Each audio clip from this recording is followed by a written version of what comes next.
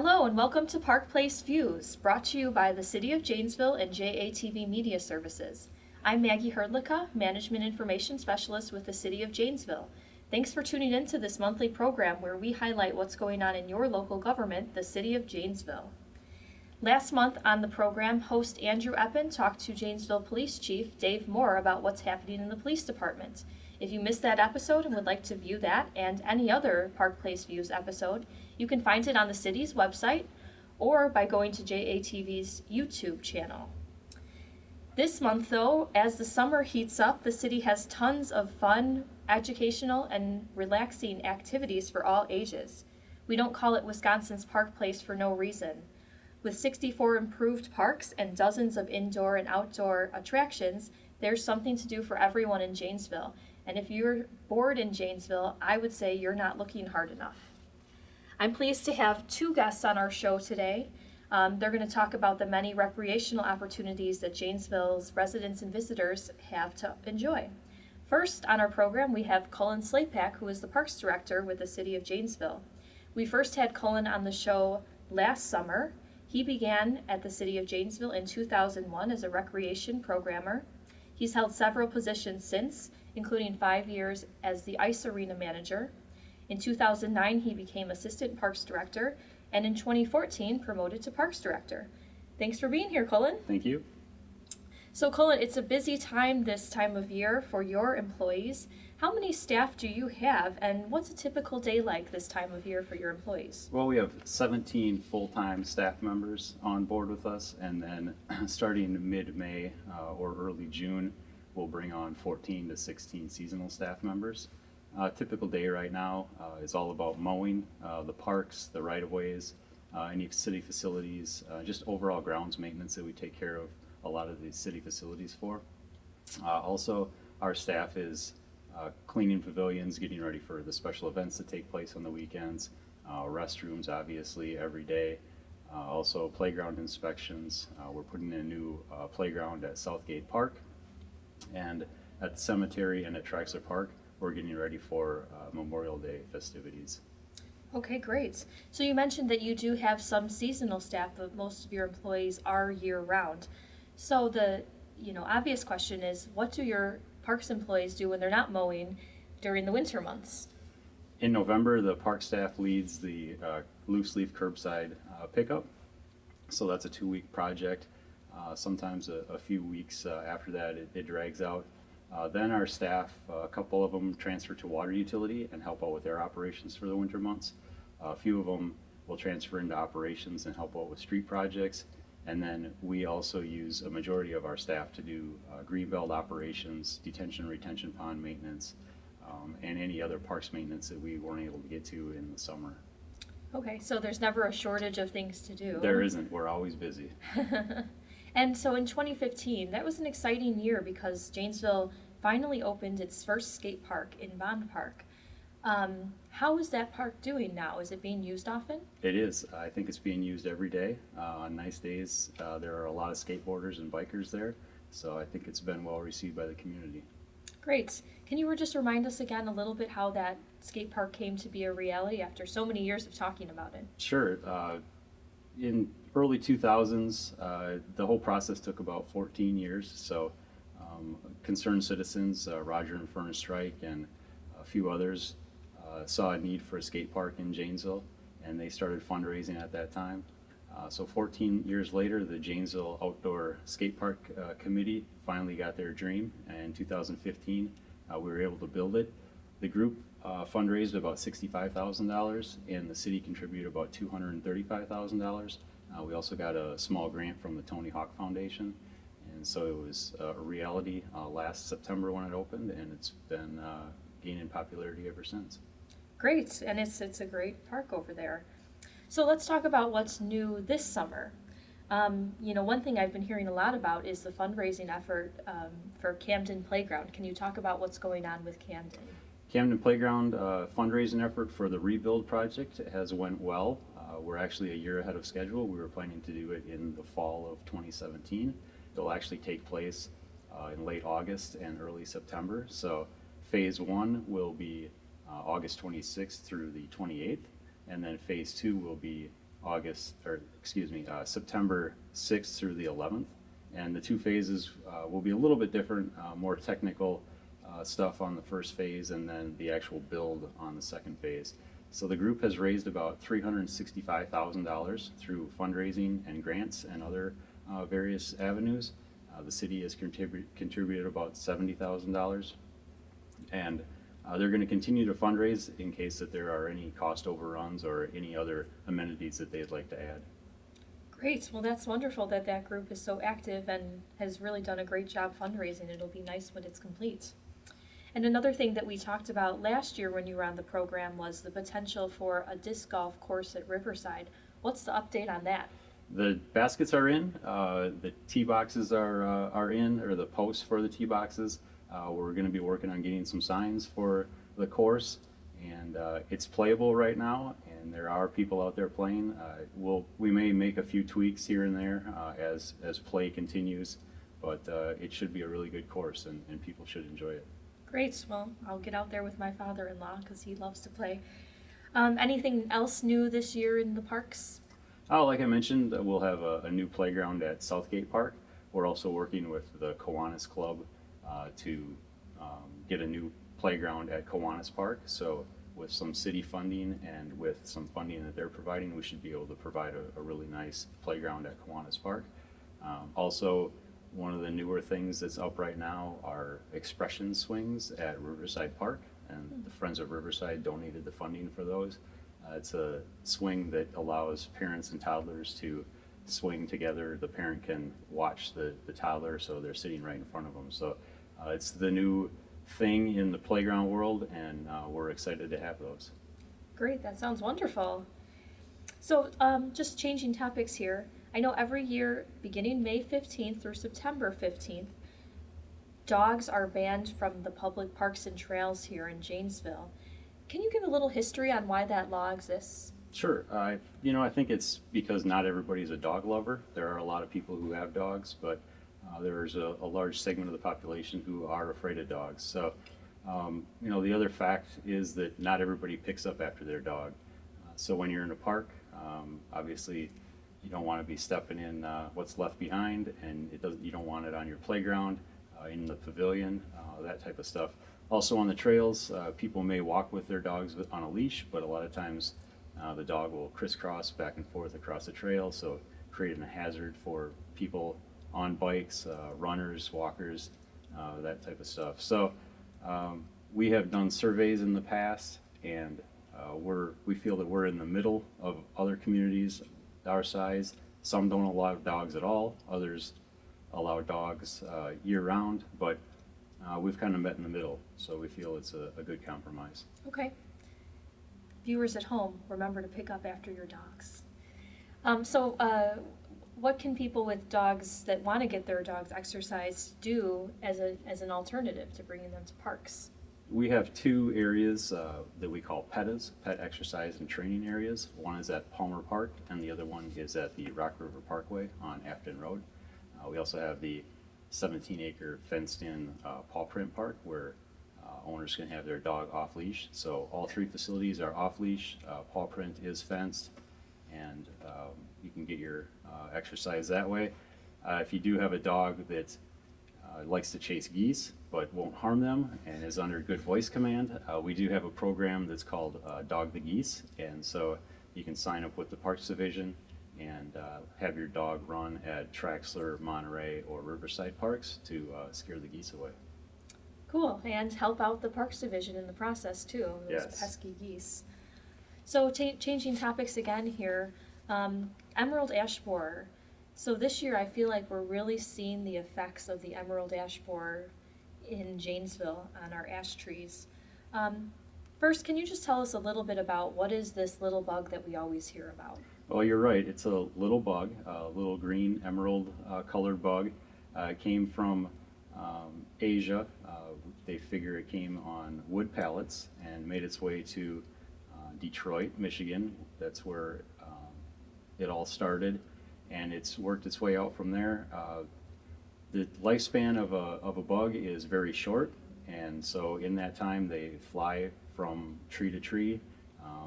They only cover about 1/8 or to a quarter of a mile per year. And then they die. They lay a lot of eggs. The larval series will get into the cambium layer of the tree, and then it will start to kill the tree. The next year, the bugs will emerge, fly on to the next trees. So they only attack ash trees. So in Janesville, that's basically green and white ash. And we're seeing the effects this year with a lot of dead ash trees. Okay. Well, and what is Janesville doing to handle this problem? Well, the city is handling it by cutting down some trees. We preemptively cut down about 80 trees in 2012 when it was first detected. We then got an urban forestry grant from the DNR, and we were able to treat about 350 trees on park properties in developed areas. We've also been working with other groups for replanting efforts. So we replanted about 106 trees with the DNR forestry grant. And each year we plant about 50 to 100 trees in parks or open space areas, right-of-ways, that type of stuff. So we're trying to diversify our urban forest and just help grow it that way. Also, the operations division handles the ash trees that are on terraces that homeowners may not take down. They're ordered down either by a contractor, or the homeowner can hire a contractor. So you're seeing a lot of the orange circles on trees these days. And so we're in year 4, which is usually about the peak of where the emerald ash borer is. Years 4, 5, and 6 is typically where you see the peak death rate of ash trees. Yeah, it's kind of sad to see around town, but I'm glad we're being as proactive as we can. Okay, well, Cullen, we can't talk about the Parks Division without making mention of the many, many different volunteers that we have that help in some way or another. Can you just talk a little bit about the different groups that help parks be able to really take care of all of our spaces in Janesville? Sure, you're right. The volunteers are a tremendous help to us. Some volunteers are out there on a daily basis, weekly basis. Others have monthly work days. So the various groups help us out a lot, either with sweat equity or monetarily through donations. Like I mentioned before, the Friends of Riverside with the expression swings, they've donated a lot of time. A lot of them are out there on a daily basis with their flower beds and other areas that they're working on out there. The Optimist Club, they completely take care of the entire Optimist Park, so that's a great partnership. As I mentioned, the Kiwanis Club, they're helping with a new playground at Kiwanis Park. The Lions Club right now has paid for a new roof on Lions Beach on part of the bathhouse. And then, of course, the 2 large playgrounds, Camden and Peace Park, wouldn't be there today if it weren't for all the volunteer effort that went into those, and their fundraising and their building of those playgrounds. The Rock Trail Coalition helps us out immensely with our trail system in Janesville, and they're out there on a weekly basis helping out not only us but other groups on the trails. And then, of course, there's many other examples, too many to name, but we're just grateful that everybody does what they do to help us out. Yeah, it's really a great showing of taking pride in your community and getting involved. It's great. Well, Cullen, thank you so much for being here.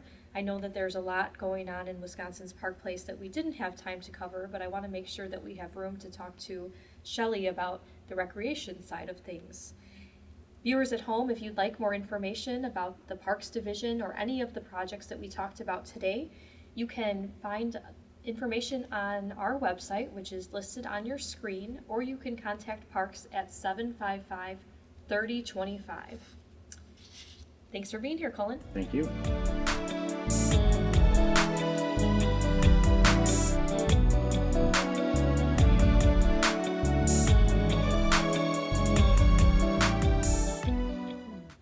And now we welcome Shelly Slapak to the show. Shelly is the Recreation Director for the City of Janesville, and we first talked to her last spring on the program about what recreation was offering in 2015, and we're happy to have her back for an update. Thanks for being here, Shelly. Thanks for having me. Shelly was hired as a recreation programmer by the City of Janesville in 2003. She was promoted to recreation coordinator in 2007, and she's been director of that division since 2012. So Shelly, I'm always floored by the number of activities that you guys have in your spring and summer activity guide. Yes. How do you pull it off with such a small staff? We get that question a lot, it's something that we're pretty proud of. We have 7 full-time staff that manage all of our recreation programs and facilities, and we couldn't do that without putting in a lot of hours, being very flexible with our time. But not only us, we rely on our seasonal staff. So for all of our facilities, we have approximately 100 seasonal staff between our lifeguards, camp counselors, umpires, and other facilities. And I think very important too is our volunteers. That's something that we couldn't do all of these programs and run all these facilities without volunteers.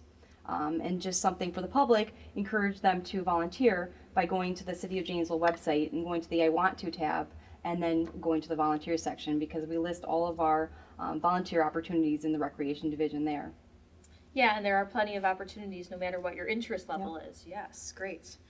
So, this year you have tons of programs in this activity guide for all ages, and so we obviously can't talk about all the programs that you offer, but I thought you could maybe highlight some of the new programs that you have for youth this year. Sure. We've got a lot of great programs for youth, particularly our day camp programs.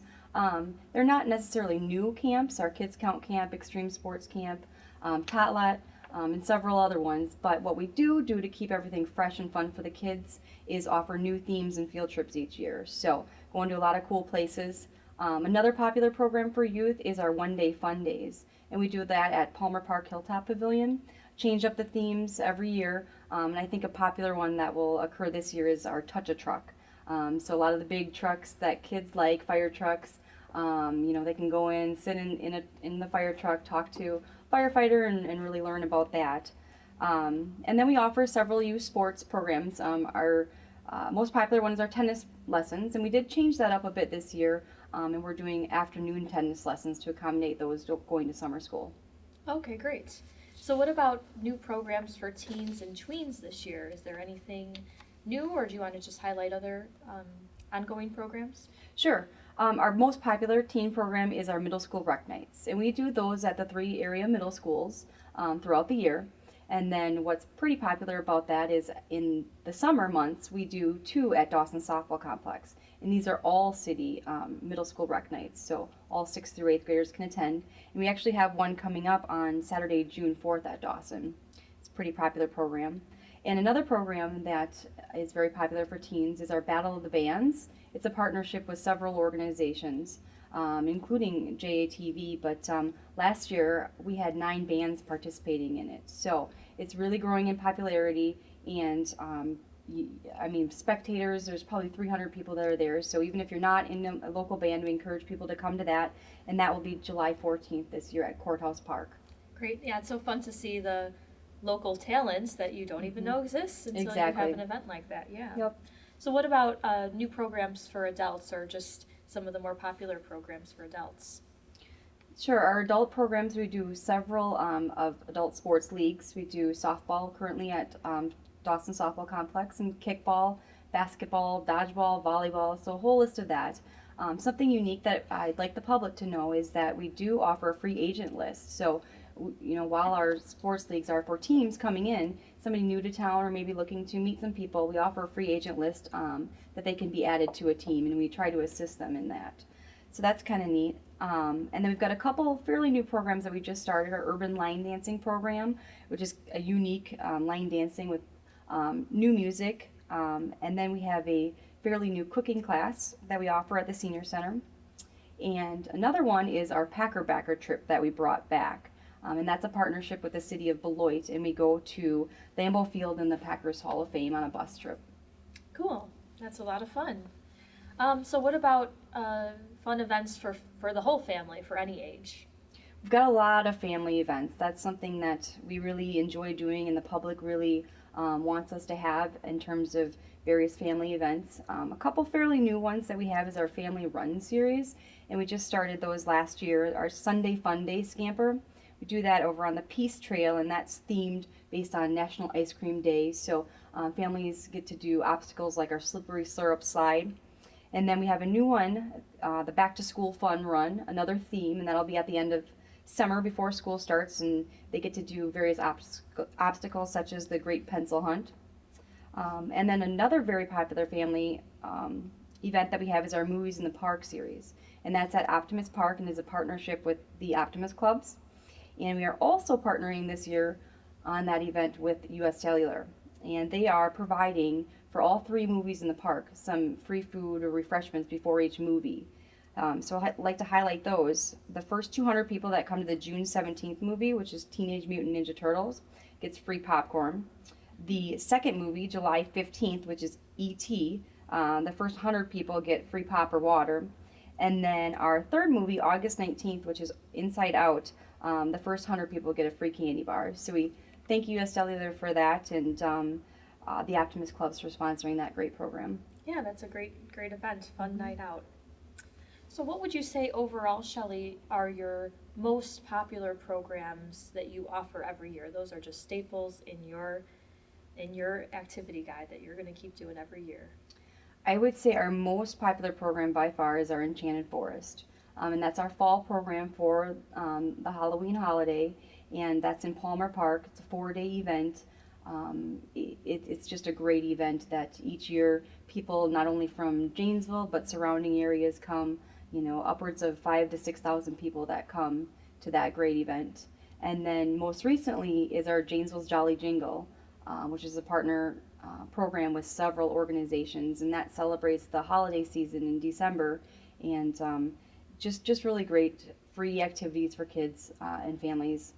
And then I think a new program that we just started last year, which is a partnership with the Friends of Riverside Park, is our Hay Rides in the Park series. And we're doing that in the fall too, and that seems to be gaining in popularity and hopefully will be a staple for years to come. Great. Well, it just goes to show how important those partnerships are Exactly. to pulling these things off. Yeah. So if our viewers at home are interested in learning more about any of these programs or registering for them, how can they go about doing that? Well, they can do it at our office. We're located on the first floor of City Hall.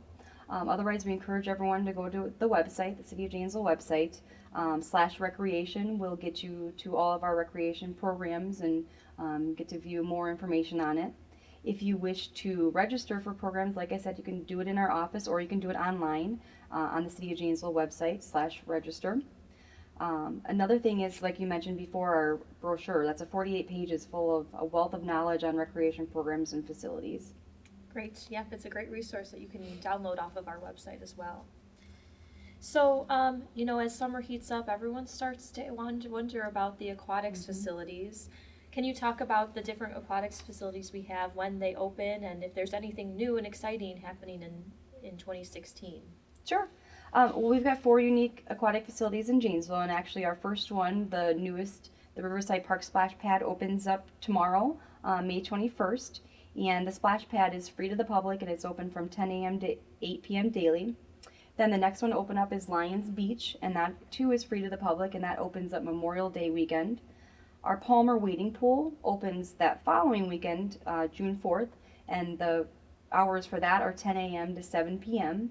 There is a daily admission fee to Palmer Wading Pool of $1 per child, or very beneficial to get a season pass of $5, unlimited times to go to Palmer Park, again for $5. And then our final place is Rockport Pool, which opens June 11th. And Rockport Pool has various public swim sessions. We offer Red Cross swim lessons both in the morning and in the evening. And this is our second year at Rockport Pool doing daily promotions. So 72 days of wacky holidays, daily promotions at the pool, anything from giving away giveaways to celebrating holidays such as Superman Day, and doing activities based off of that. And then one final thing I'd like to highlight about Rockport Pool that's new this year that we're very proud of is a partnership program with the City of Beloit, Edgerton, and Evansville. And it's called a Rock County Super Pass. So if you purchase a season pass to Rockport Pool, you can upgrade to a Rock County Super Pass for just $10. And that Super Pass gives you access to Beloit Public Pool, Edgerton, and Evansville Public Pools. Wow, that's a great program. Yep. So you can, you don't have to go to the same pool every weekend. You Exactly. can travel around for very minimal cost. That's Yep. a great new program. So you mentioned the Riverside Park splash pad, and that opened last year. Yep. Can you just tell us a little bit about this new aquatic facility? Sure. We opened last year in July, so we're excited to have a full season. One of the benefits of a splash pad is a longer season. So we're opening up in mid-May, and then we're going through mid-September. So a lot of the times when it's very hot, when the pools are closed, people wonder where can I swim. So this is a nice opportunity to have a longer aquatic season with the splash pad. Splash pads are perfect for people of all ages. They're very safe, and there's a lot of interactive play. So there's kind of use zones for different ages, but kids can play with each other, play with their friends. There's things such as spraying flowers, leaves, and cannons. So it's a good play factor for kids and families. Again, the splash pad is free to the public. And then many of the amenities that we have with the splash pad were donated by various businesses out there. So this year we've got our shade structures up, we've got picnic tables and benches, and we thank those sponsors for that. And we continue to take donations as well. Great. Again, speaking to the partnerships in the community, It seems to be a theme here today. So another thing that I'm always amazed by is the types of birthday parties that residents in Janesville can host for their children through the recreation division. And in fact, when my daughter gets a little older, I'm excited to utilize this really cost-effective option for having a birthday party for your child. Can you tell us about the different types of birthday parties that recreation offers? We encourage a lot of people to have birthday parties with us because it's very cost effective and it leaves parents with no mess. Our first birthday party that we have is our birthday parties at the Ice Arena. So for just $145, that includes admission and skate rental for up to 15 kids, use of our birthday party room, pizza, pop, and just a lot of fun. It's really easy for parents to come do that. Next is our Wet and Wild birthday parties at Rockport Pool, and again, that for up to 15 kids. They get admission to the pool, access to a concession area, pizza and pop, ice cream bars, and the cool thing at the birthday parties at the pool is the lifeguards lead a game during the pool break for all of the kids. And our newest birthday party option is utilizing our ceramic room at the senior center to do ceramic painting parties for kids. And again, up to 15 kids. They can book a birthday party there on the weekends, and we'll open up our ceramic room, and each kid gets to paint their own ceramic piece and take it home. Staff leads games, and again, pizza and pop for the kids as well. Yeah, those are three great options and relatively inexpensive. So, yeah, encourage people to keep that in mind as an option. And so, as we've heard, the Recreation Division also oversees the Senior Center as well as the Janesville Ice Arena.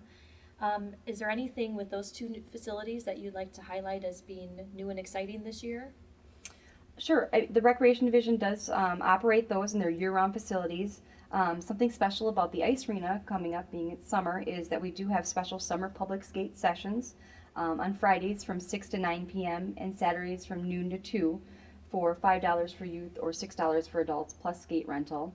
We currently are in shutdown at the Ice Arena, but we do reopen to the public in the summer on June 9th. So we encourage the public to get out of the heat in the summer and go to the Ice Arena. The Senior Center is always planning something new. They've got some great programs there. The center is open to those 50 and better. There is an annual membership fee of $25.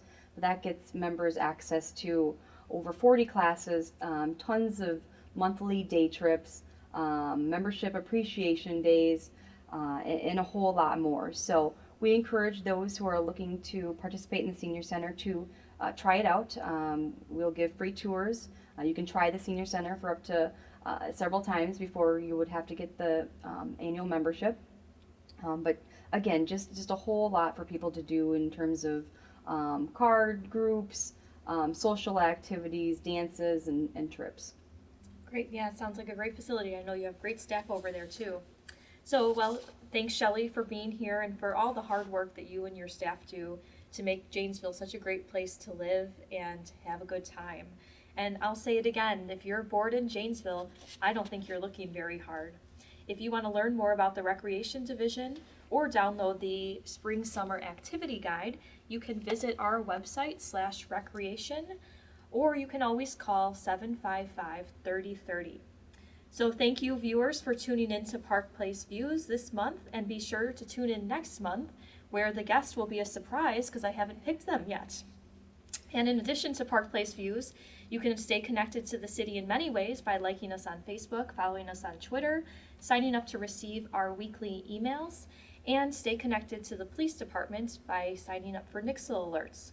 And before I sign out today, I just want to mention that today, as we film this, is JATV Director Duane Brewer's one of his last days in the office before retiring after 19 years of bringing local programming to you at home. So I just want to say a big thank you to Duane Brewer for his career of service to the city, to the community, and wish him well in retirement. For Park Place Views and the City of Janesville, Wisconsin's Park Place, I'm Maggie Hrdlicka. Thanks for tuning in, and we'll see you next month.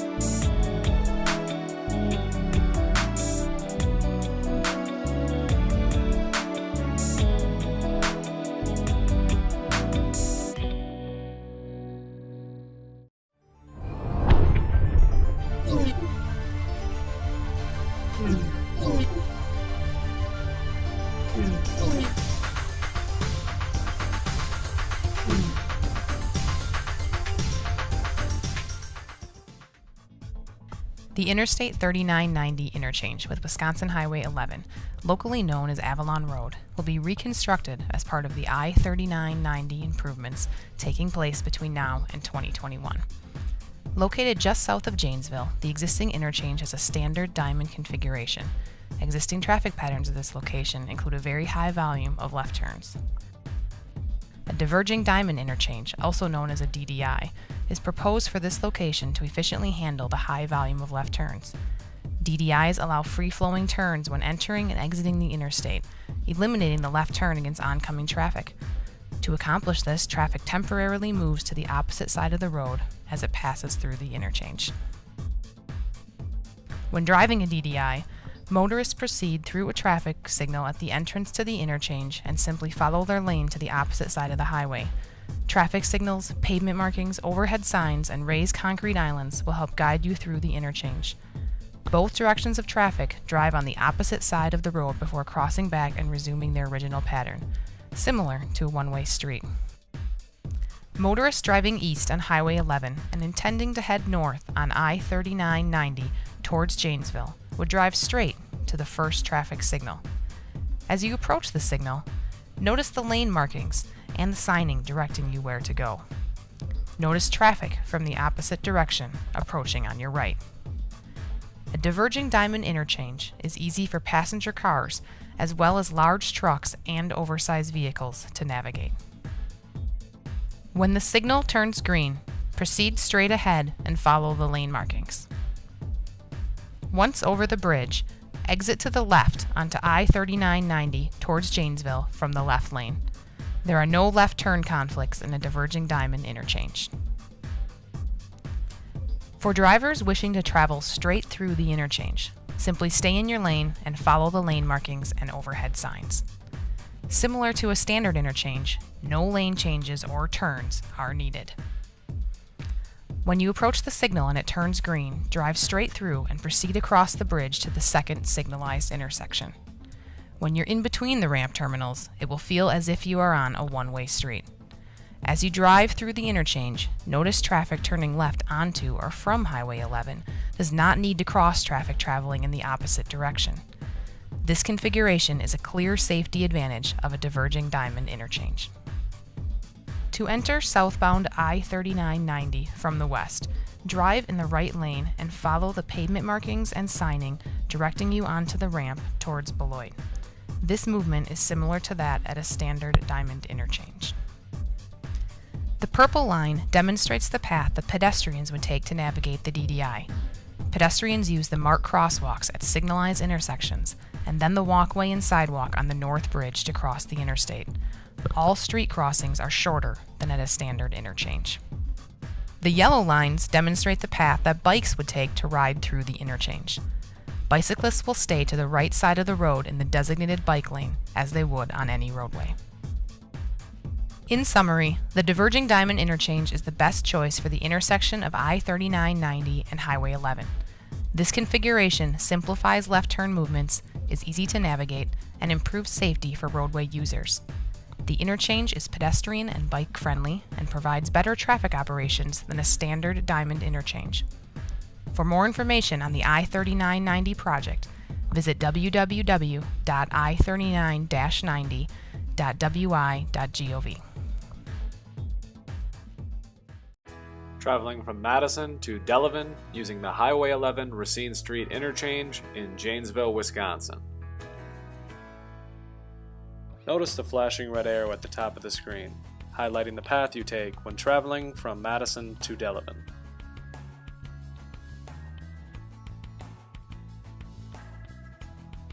Driving southbound on I-39-90, use exit 175.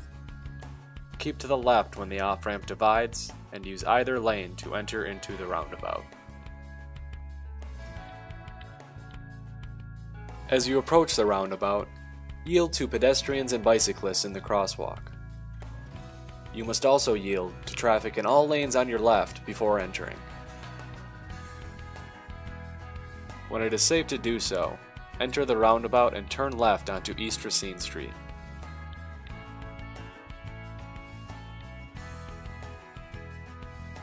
Stay in your lane and continue through the second roundabout.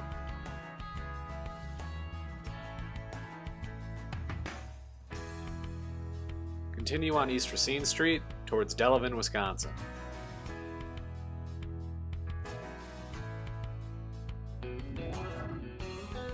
For more information, visit the project website at www.i39-90.wi.gov. The Interstate 3990 interchange with Wisconsin Highway 26 will be reconstructed as part of the I-3990 improvements taking place between now and 2021. Located in Janesville, the existing interchange has a partial cloverleaf configuration. A diverging diamond interchange, also known as a DDI, is proposed for this location to improve safety and reduce traffic congestion. DDIs allow free-flowing turns when entering and exiting the interstate, eliminating the left turn across oncoming traffic. To accomplish this, traffic temporarily moves to the opposite side of the road as it passes through the interchange. When driving a DDI, motorists proceed through a traffic signal at the entrance to the interchange and simply follow their lane to the opposite side of the highway. Both directions of traffic drive on the opposite side of the road before crossing back and resuming their original pattern, similar to a one-way street. Overhead signs, pavement markings, traffic signals, and raised concrete islands will guide you through the interchange. Motorists driving north on Highway 26 and intending to head north on I-3990 toward Madison would drive straight to the first traffic signal. As you approach the signal, lane markings and signing will direct you where to go. Use the look-ahead left turn lane as you approach the intersection. Notice traffic from the opposite direction approaching on your right. When the signal turns green, proceed straight ahead and follow the lane markings. From the left turn lane, turn on to I-3990 toward Madison. There are no left turn conflicts in a diverging diamond interchange. This configuration is easy for passenger cars as well as large trucks and oversized vehicles to navigate. For motorists wishing to travel straight through the interchange, simply stay in your lane and follow the lane markings and signing. Similar to a standard interchange, no lane changes or turns are needed. When you approach the signal and it turns green, drive straight through and proceed under the bridges to the second signalized intersection. When you are in between the ramps, it will feel as if you are on a one-way street. Notice the traffic turning left onto or from Highway 26 does not need to cross traffic traveling in the opposite direction. This configuration is a clear safety advantage of a diverging diamond interchange. From I-3990, vehicles will proceed down the exit ramp just as they would at a standard diamond interchange. Both right-turning and left-turning vehicles will yield to a traffic signal at the end of the ramp. There are no visible differences for vehicles turning right at this location when comparing a DDI and a standard diamond interchange. Vehicles turning left will wait for the signal to turn green and turn into the closest lanes. This maneuver is similar to turning on to a one-way street. The purple line demonstrates the path that pedestrians would take to navigate the DDI. Pedestrians use the marked crosswalks at signalized intersections and then the sidewalk adjacent to the westbound lanes to travel under the bridge. All street crossings are shorter than at a standard interchange. The yellow lines demonstrate the path that bicycles would take to ride through the interchange. Bicyclists will stay to the right side of the road in the designated bicycle lane as they would on any roadway. In summary, the Diverging Diamond Interchange is the best choice for the intersection of I-3990 and Wisconsin Highway 26. This configuration simplifies left turn movements, is easy to navigate, and improves safety for roadway users. The interchange is pedestrian and bicycle friendly and will provide better traffic operations than the existing configuration. For more information on the I-3990 project, visit www.i39-90.wi.gov.